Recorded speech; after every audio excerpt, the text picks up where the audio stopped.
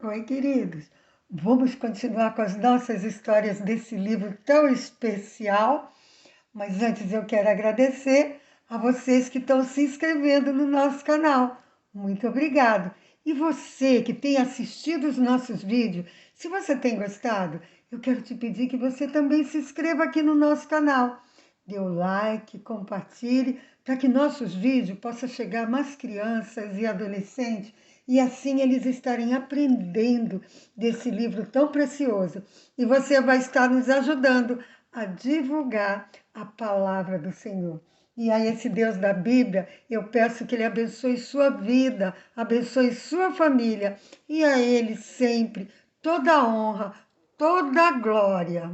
Lembrando um pouquinho da última história, Deus falava com Samuel. Israel foi lutar com os filisteus e os filisteus venceram a batalha. Então Israel levou a arca do Senhor, né, e foi lutar novamente, achando que a arca ia dar vitória para eles. Mas eles perderam de novo a guerra contra os filisteus. E naquela batalha morreu Ofni e Finéias e os filisteus levaram a arca do Senhor. Quando Eli soube de todas essas notícias, a Bíblia diz que Eli caiu de uma cadeira e Eli morreu e muitas coisas ruins aconteceram com a família de Eli. E os filisteus que levaram a arca do Senhor, eles puseram a arca lá na casa do seu Deus. Era o Deus Dagon. O Deus Dagon, ele era assim, a metade dele era peixe. Era um Deus meio homem, meio peixe. Os filisteus adoravam vários deuses, mas Dagon era o Deus principal deles. Então, eles levaram a arca do Senhor e eles colocaram lá a arca na casa de Dagon. Mas no outro dia de manhã, quando eles chegaram lá, tinha acontecido uma coisa. Dagon, ele estava caído, com a cara no chão, bem assim, ó, e de frente para a arca do Senhor, com a cara bem caída no chão e na frente da arca. Os filisteus pegaram Dagon e colocaram Dagon novamente no lugar. No outro dia de manhã, eles foram lá de novo, lá na casa de Dagon. Vocês nem sabem o que tinha acontecido. Os braços de Dagon e a cabeça de Dagon tinha sido tirada quando eles chegaram lá na casa de Dagon. A cabeça dele estava caída, o corpo dele estava caído e os braços também. E a Bíblia diz que o tronco dele só ficou essa parte de baixo, estava de frente para a arca do Senhor. Deus mostrou para os filisteus que ele era maior do que qualquer Deus que os filisteus estavam adorando. Ele era maior do que Dagon. Dagon não podia com o nosso Deus. Então, os filisteus, eles mandaram a arca ir para outros lugares. E onde a arca foi, a arca, o povo de lá, daquela cidade dos filisteus, Deus mandou doença. Ali a arca estava em Asdod e Deus mandou doenças, mandou tumores nas pessoas, né? E eles falaram, não, a arca, eu não quero que a arca fique aqui. E mandaram a arca para mais duas cidades. E mesmo assim, Deus continuou mandando doenças. Então, os príncipes dos filisteus, eles falaram assim, a arca não pode ficar aqui com a gente tem que devolver a arca para Israel, porque senão o povo não, o Deus de Israel, ele vai nos matar, ele vai nos destruir, porque ele tem nos castigado e castigou até o nosso Deus Dagon. Então o sacerdote falou para os príncipes que era para eles mandarem a arca de volta, mas não mandar vazia. Falou para eles fazerem de ouro um modelo daqueles tumores que eles tiveram. E a Bíblia diz que até ratos tinham invadido toda a terra dos filisteus. Então mandou que eles fizessem rato de ouro, colocassem num cofre e pegasse a arca do Senhor, colocasse num carro novo e duas vaquinhas levando a arca para Israel. E a vaca ia seguir o caminho direitinho até Israel, sem ninguém ensinar. Se isso acontecesse, é porque realmente era a mão do Senhor que estava sobre os filisteus. E assim os príncipes fizeram, conforme os sacerdotes mandaram. Eles colocaram a arca no carro, com os presentes, né, com a oferta, e as vaquinhas foram levando a arca, e os príncipes dos filisteus, eles foram atrás para ver se ela ia direto para Israel. Ninguém ensinou o caminho, mas a Bíblia diz que elas foram direitinho, elas não iam para a direita nem para a esquerda. Poder de Deus. E elas foram direto lá para as terras de Israel e chegaram numa cidade chamada Bet-Semes. E aí os príncipes foram embora dos filisteus e as vaquinhas chegaram lá. Quando o povo de Bet-Semes viu a arca chegar, eles se alegraram, eles ficaram muito felizes. A Bíblia diz que eles ofereceram sacrifício ao Senhor, eles se alegraram, mas tinham alguns homens de lá de Bet-Semes que resolveram fazer algo que não devia ser feito. Eles decidiram olhar dentro da arca. Vocês se lembram que não podia olhar dentro da arca? Vocês lembram da história do tabernáculo, quando Deus mandou construir a arca, né? A arca representava a presença de Deus. Não se podia olhar lá dentro. Eles sabiam disso, mas eles desobedeceram ao Senhor. E a Bíblia diz que por causa disso, aqueles homens ali de Bet-Semes que olharam dentro da arca, aqueles homens morreram. Que triste, né? Deus, ele nos ama, mas nós temos que nos lembrar que o pecado, ele nos afasta de Deus. E a Bíblia, a palavra de Deus diz que o salário do pecado, ele é a morte. O pecado, ele tem punição. Não podemos pecar sem que haja castigo, né? E aqueles homens sabiam, mas eles não obedeceram. Eles fizeram aquilo que o coração deles estava mandando. Olharam dentro da arca. Por que eles fizeram isso se eles sabiam que não era para fazer? Deus, ele nos ama, mas Deus, ele pune também o pecado.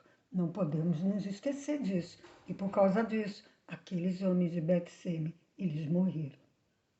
A arca, ela havia ficado com os filisteus 7 meses. E agora que ela estava lá em Bet-Semes, então o povo de Bet-Semes ficou triste, né, com aquilo que tinha acontecido ali, com aqueles homens que tinham olhado a arca e tinham morrido. Então mandaram a arca para um outro lugar lá em Israel, chamado Kiriat Jearim. E lá em Kiriat Jearim, a arca do Senhor ficou lá 20 anos ali com o povo. Agora Samuel já era um homem, né? Um profeta do Senhor, já era adulto. Então Samuel, ele reúne o povo porque ele quer conversar com o povo. Samuel vai falar com o povo porque os filisteus, eles vão lutar de novo com Israel. E Israel está com muito medo.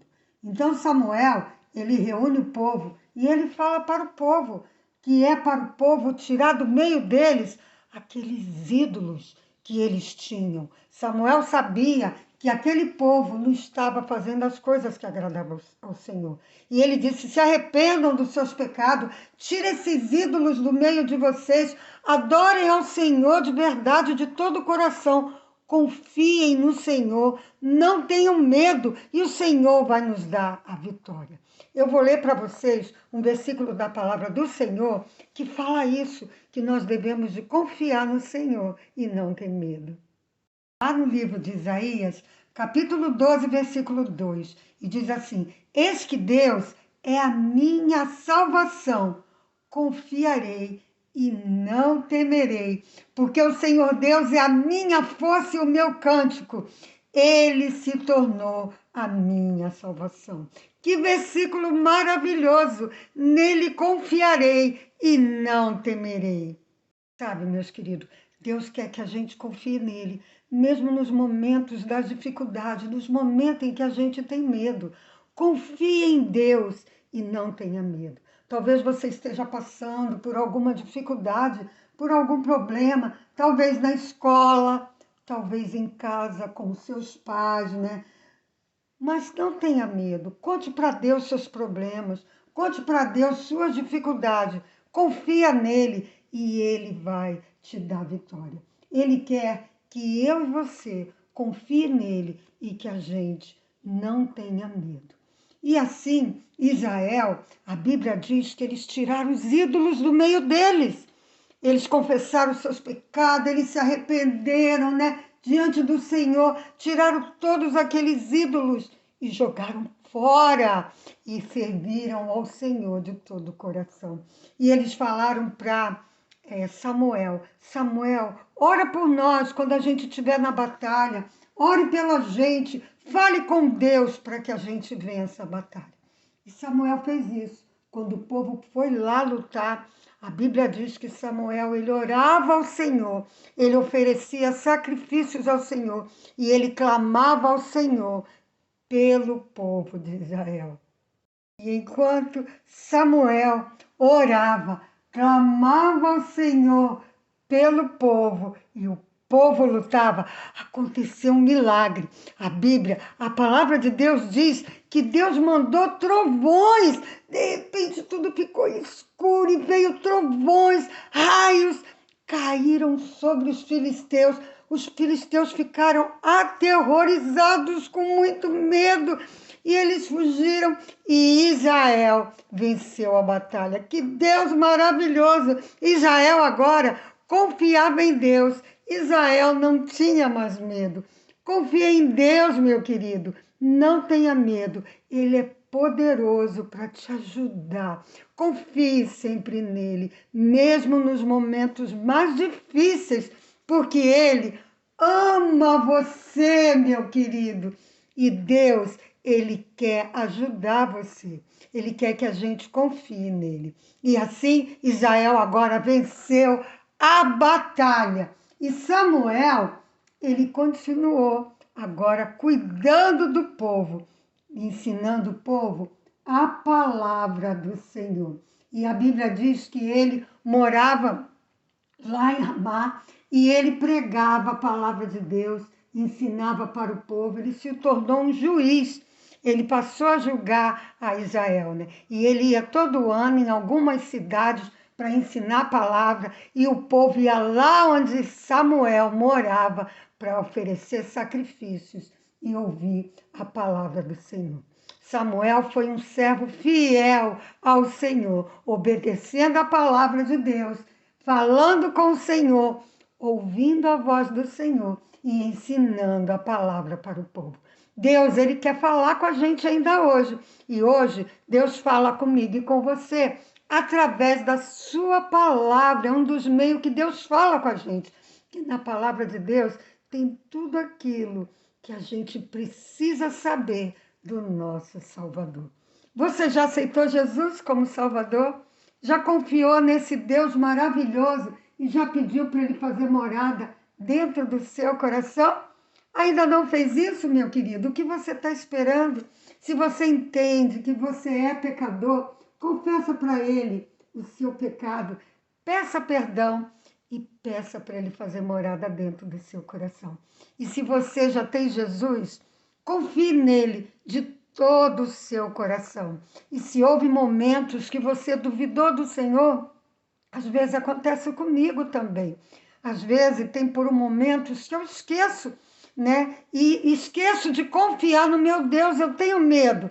Mas ao mesmo tempo eu peço perdão e ele perdoa e ele me ajuda a confiar nele, porque ele me ama e ele pode fazer isso com você também. Mas a primeira coisa que Deus quer é que você confie que ele enviou o filho dele, que você creia, confie de todo o coração que você é pecador e ele enviou seu filho amado para morrer numa cruz para perdoar os seus pecados. Que ele foi sepultado, mas ressuscitou ao terceiro dia e tem poder para perdoar os seus pecados e te salvar. Se você crê de todo o coração, confie, né, de todo o seu coração e receba Jesus como Salvador.